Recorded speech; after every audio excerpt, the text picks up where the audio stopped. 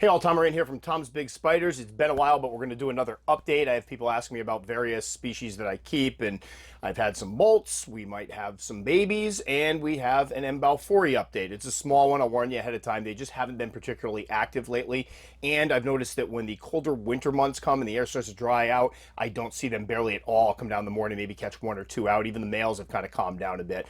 But the other morning I came down, and we'll see that footage in a minute. So enough of me talking, let's get into some collection updates.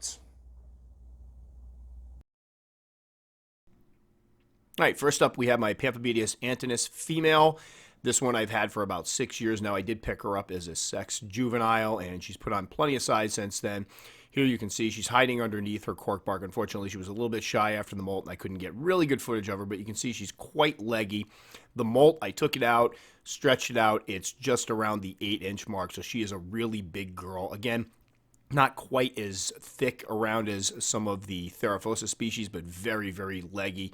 Gorgeous looking girl. Hopefully she'll start eating soon. It's been usually with a spider this size, it's going to be a few weeks before they start eating again. So we'll give her some time to relax. I pull the molt out, and when she looks like she's hungry and she's sitting out in front of her enclosure, we'll try her with some food. All right, I tried to get some footage of my Keela species electric blue, the one that I just rehoused and did a video on. That's about all I got of her here. Fortunately, in a moment, you'll see that the other one that I'm about to rehouse into the same enclosure was nice enough to eat a roach right up on top of the surface, which is great because I don't get to see these guys out much. And there she is doing the tarantula happy dance after eating. You can see the overall coloration is kind of that reddish brown, but when you see them from the front, when the light bounces off those legs, they really do have that gorgeous electric blue purple. These guys have been great growers. I mean, all my Keela species are really good eaters and really good growers. Again, this is a species that does require some moisture, and I do keep the bottom layers of substrate moist. This one is currently still in her juvenile enclosure, but I was fortunate enough. There's a certain type of enclosure I've been trying to get a hold of for them, and Amazon finally got them in. So I have two more coming. So we're going to be doing a Keela rehousing of my species electric blue, this female here, as well as a Keela fimbriatus that will also be getting the same enclosure. I just like them because they offer a decent amount, about 5.5 gallons of space, plenty of room for moist substrate, and some room up top if you want to do something decorative or do a bioactive enclosure. So we'll be doing one of those in the future, although I just did one, so we don't want to be too redundant. But as you can see, once they're out, once they have food, they tend to calm down a little bit and ignore the fact that they have a camera with a flash right in their face, which is great because then you can get good footage like this. All right, coming up next, we have some footage of my more elusive and secretive arboreals. I can sometimes catch them out in the morning. The first one was Mysamma pious vulture. Here we have the H. maculata. I don't get to catch these guys out very often. Mine are very secretive. I know people have talked about theirs being ornery and kind of nasty, but I don't see mine out all that much. Here's the vulture again. She's one that I will catch out on occasion during the daytime, but normally I have to sneak down in the morning when I'm first getting dressed, and then I turn on the lights. I will sometimes catch these guys out and about. So although it's not the greatest footage in the world, it was nice to finally get them on camera. And here we have a Psalmopius reduncus, I think orange mouth tree spider or something like that, with a beautiful picture of the H. maculata in the background. But I was excited to get this because, again, I have a hard time. I want to do husbandry videos, updated husbandry videos on these guys, and trying to catch them out to get any footage of them has been very difficult. I usually get a few seconds in the morning right after I started shooting this. They all went back in their hides and hid from me. And here is a spider that probably doesn't need an introduction, but just in case, it's P. murinus, or the OBT. I just did a podcast about P. murinus husbandry because I'm getting a lot of the comments about how nasty they are. And I know this species has quite the reputation, but I do feel like that if you give them a lot of space, you can really reduce some of that defensive, that ornery, nasty behavior that people report. My girl here, I'm holding the camera probably about 6 or 7 inches above her, and you can see she really doesn't care. Granted, she has a nice big fat roach in her mouth, but this is pretty much how she's always acted. She's been very shy, very deliberate in her movements. I've never had a threat posture from her. As closest I've ever come to any issue with her was when I was trying to feed her, and she was in a small deli cup, and she missed the roach, and unfortunately I breathed on the webbing, and she came up at me thinking that it was a food source, not that she was trying to attack me, but more thinking that's where the roach was that was dropped in. And I put video of that up. But my girl's been really sweet. She just molted. I couldn't get really good footage of the molt, but she did seem to put on a bit of size, and that orange is just absolutely brilliant. And next up is one of my more unique tarantulas. This is my Vitalius paranensis. I picked this one up several years back. I think it was from Tom Patterson. but it just seemed like a unique species that you didn't see around all that often. At that time, I was trying to find something new and unique to add to my collection. I'm sure glad I picked it up because this little girl is absolutely gorgeous. Now, she has become one of the more skittish spiders in my collection. When I take her enclosure out, she tends to bolt around the enclosure. She'll try to hide under stuff. She'll pop back out, run around again. And it's been tough getting any feeding videos of her because she generally won't eat right after you take her enclosure out. So I have some spiders that you take them out, they'll panic a little bit, but as soon as they recognize there is a prey item in the enclosure with them, they calm right down, grab the prey item, eat, and they'll stand there and pose for pictures. In this case, I had to drop some crickets in, set her enclosure aside. Then after I noticed that she had grabbed a cricket, I was able to take her enclosure out and get this footage of her. But again, I was glad she actually posed for me here because I had earlier footage where she was bolting all around the enclosure while I was trying to get a good shot of her. And as this is a species that's not often encountered in the hobby, and it's a gorgeous one at that, I'm hoping to eventually pair her in the future. So we'll probably fatten her up, get one more molt out of her, and then it'll be time to find her a boyfriend. And speaking of pairing, here is an egg sac with some eggs with legs. I am not going to say which species it is, although folks that listen to my podcast probably already know, but I was very excited to pair this one and to have a successful pairing.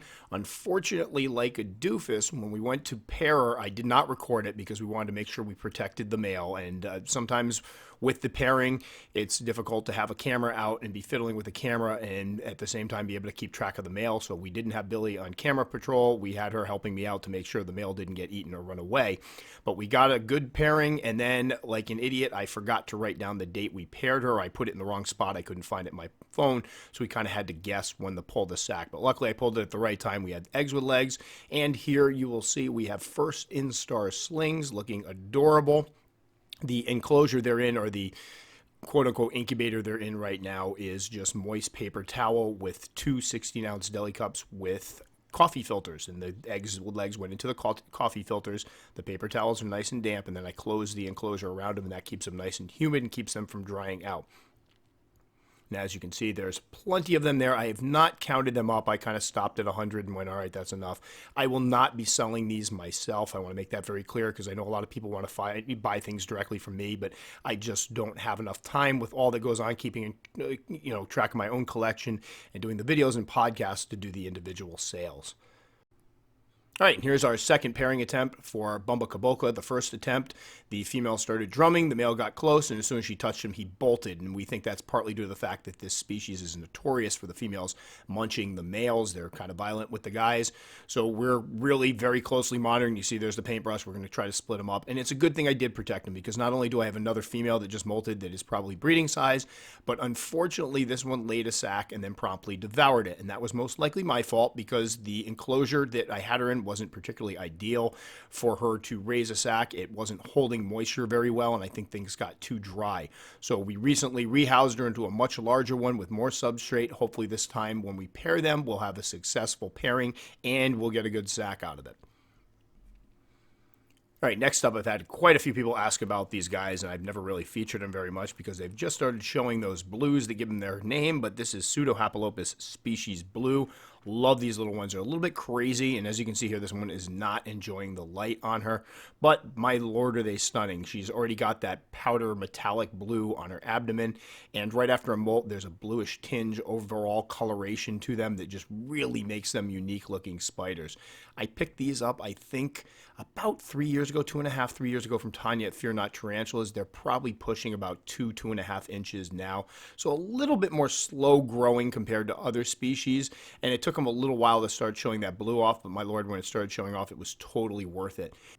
Now, they did do some burrowing when they were smaller, but now both of them have put on some size. They're out and about more. This one's getting a rehousing very soon. I'll probably put her into one of those 8x8x8 Exoterra cubes. Possibly a bioactive enclosure, we'll see. But again, just a beautiful spider, and I'm glad I can finally show her off. Now for the part of the video that probably brought most of you here, an M. balfouri update. This is my communal setup. Had these guys together going, I think it's over 3 years now, and they're still doing great. And I haven't caught a lot of footage of them lately, which is why I haven't posted many updates or any updates. But I just so happened to come down the stairs the other morning, and a bunch of them were out in the open. I also counted a few more in the tunnel. So although I was only able to count 8 total, I'm pretty certain that all 9 of the original ones are still there, including the first first mature male that matured out over 2 years ago. So they're still doing well. Unfortunately, during the winter time, when the furnace kicks on and the air dries off, I tend to see them a lot less. It's like they detect something's different in the atmosphere and they don't come out as often. I even try to tease them out by dropping in a bunch of prey items. The other night I dropped in about 30 crickets and they were just grabbing the crickets and pulling them right into the tunnels. They weren't surfacing. And in the summertime when I feed them, a lot of times when I come down later on after the lights go out, I will catch a bunch of them out in the open feasting, but that hasn't been the case. And I have spoken to other people that are keeping the M. balfouri communals and kind of starting to see the same thing where they don't tend to come out as much when the air cools down a little bit or when it gets a little bit drier. But here, luckily, we're able to catch some of them out, and I was really glad of it because it's been a while. All right, so again, I think people that have seen the podcast probably know which slings those are, but I'll be making a formal announcement in the future. I do not sell slings myself. I apologize. Well, I don't apologize. I just have too much going on to be able to handle shipping out hundreds of slings. So we will be announcing where people can get them. I'm going to try to get a little special going, and I will be doing one of my featured species husbandry videos on the species, because I figure what better proof that you know how to keep something when not only did you raise it up from a sling, but then you bred it. So we'll have that in there as well. So keep an eye out for that one. It'll be a little ways off, maybe a week or two off, and I'm really excited about that because, again, you know, hint, is one of my favorite species and one that was kind of the trademark of this channel for quite some time. So that'll about do it for this one. If you've never seen any of my videos before and like to check out more, I usually put them around in here. If you enjoyed the video enough that you'd like to subscribe, very much appreciated. You can click the little circle somewhere around in here. As always, please feel free to comment. I answer all my comments, or at least endeavor to. Every once in a while I miss one, but if I miss your comment, just quickly remind me and I'll get on it. And I hope to see some of you on the comment section. We'll catch you all next time.